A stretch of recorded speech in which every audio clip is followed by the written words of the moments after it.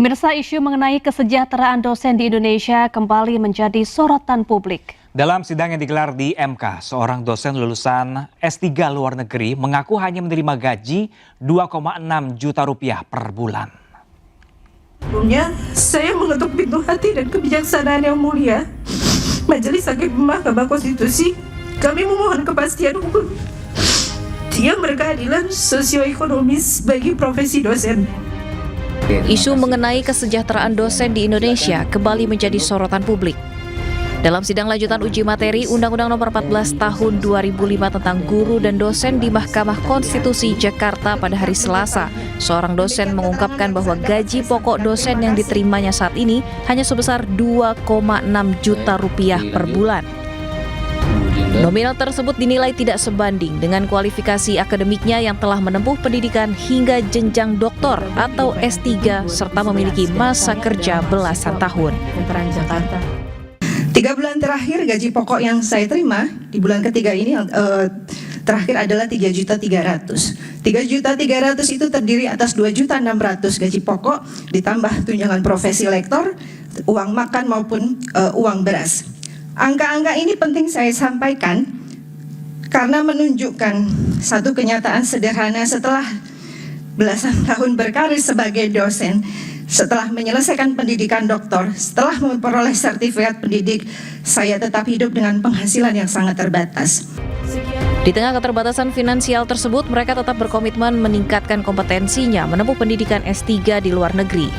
Namun setelah kembali bergabung, fakta ini memperlihatkan adanya jurang pemisah antara peningkatan kompetensi akademik dengan perbaikan kesejahteraan nyata di lapangan. Padahal beban kerja dosen sangatlah kompleks, namun kompensasi dasar yang diterima dinilai sangat minim. Tim Liputan iNews melaporkan.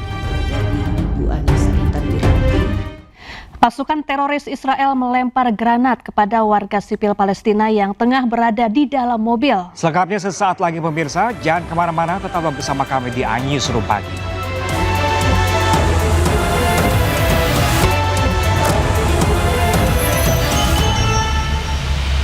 Ya pemirsa, belum tuntas sidang pra-peradilan kasus tudingan ijazah Jokowi, Roy Suryo kembali ajukan gugatan pra-peradilan kedua. Ya, kali ini Roy menggugat sah tidaknya penetapan dirinya sebagai tersangka.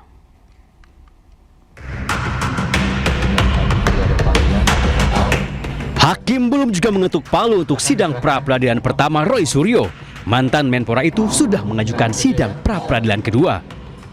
Kali ini, Roy dan kuasa hukumnya menggugat penetapan dirinya sebagai tersangka fitnah ijazah Jokowi berdasarkan pasal 32 Undang-Undang ITE.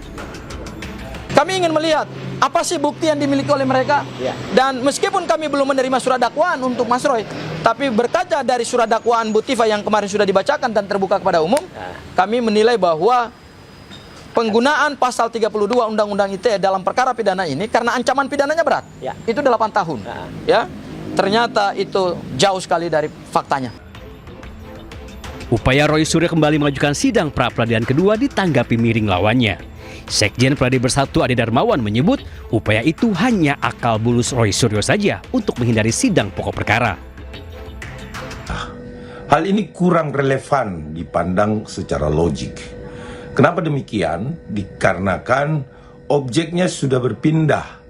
Ya, objek penetapan tersangka itu sekarang meningkat menjadi salah satu dari tersangka juga sekarang menjadi terdakwa. Artinya kurang relevan untuk dilakukan prapit lagi. Bahwa hal tersebut mengulur-ngulur waktu dan buang-buang energi saja.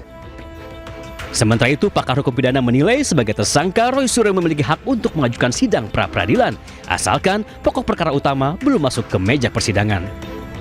Nah, karena itu sepanjang Roy Suryo belum diadili, belum diadili di pengadilan, maka dia masih punya kesempatan untuk mempersoalkan itu, mempersoalkan upaya paksa yang dilakukan oleh para penegak hukum. Apakah itu penetapannya sebagai tersangka, apakah itu penggeledahannya, pemanggilannya, penahanannya, penangkapannya. Nah, itu bisa semua dipersoalkan di pra-peradilan. Jika tidak ada aral melintang, sidang pra-peradilan kedua Roy Suryo akan berlangsung 10 Juli mendatang. Tim Tim Liputan iNews melaporkan.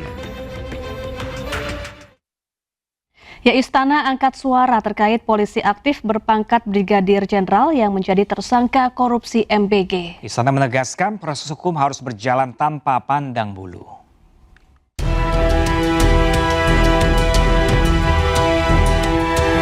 Satu orang polisi aktif berpangkat Brigadir Jenderal disebut Kejagung sebagai tersangka korupsi MBG. Ia adalah Brigjen Pol Lalu Muhammad Iwan Mahardan. Iwan terlibat dalam proses jual beli food tray atau ompreng yang ternyata menyalahi aturan. Istana angkat suara. Kepala Badan Komunikasi Pemerintahan Muhammad Kodari menyebut walaupun berpangkat jenderal, namun proses hukum terhadap Iwan harus tetap berjalan tanpa pandang bulu. Kodari juga menyerahkan seluruh proses hukum kepada Kejagung. Kalau bicara aspek hukum, tentu semua harus kembali kepada aparat penegak hukum. Dan yang sedang memproses sekarang adalah kejaksaan.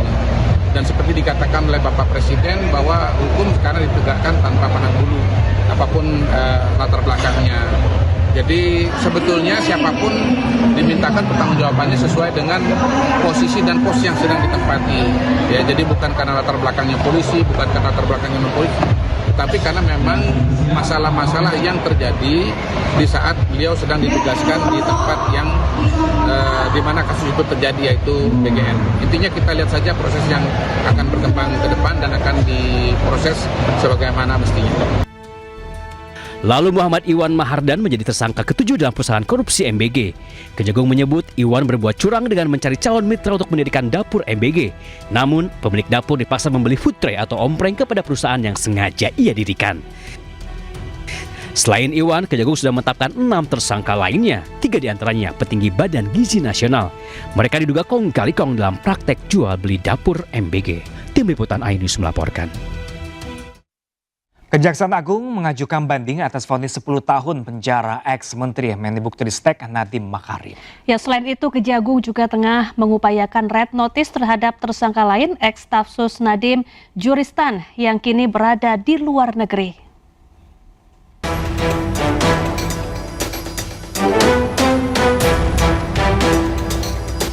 Kejaksaan Agung mengajukan banding atas putusan Pengadilan Tindak Pidana Korupsi yang memvonis hukuman 10 tahun penjara kepada mantan Mendikbudristek Nadiem Makarim.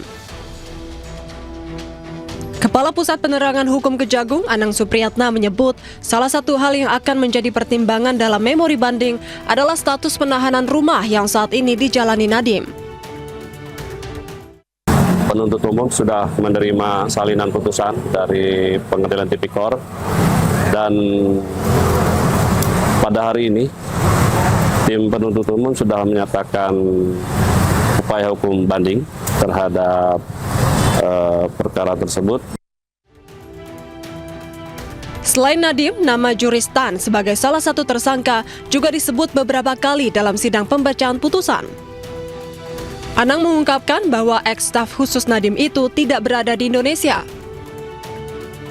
Meski begitu, ia menegaskan bahwa Kejagung telah meminta bantuan dari Interpol untuk menerbitkan surat red notice atau permintaan untuk menangkap buronan yang melarikan diri ke luar negeri.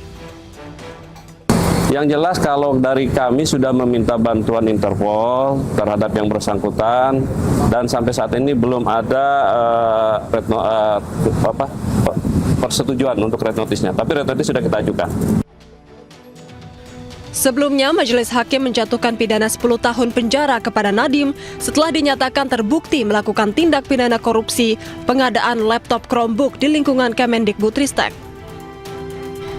Nadiem juga dijatuhi denda 1 miliar rupiah subsidiar 190 hari kurungan dan uang pengganti 809,59 miliar rupiah subsidiar 5 tahun penjara. Tim Liputan iNews melaporkan.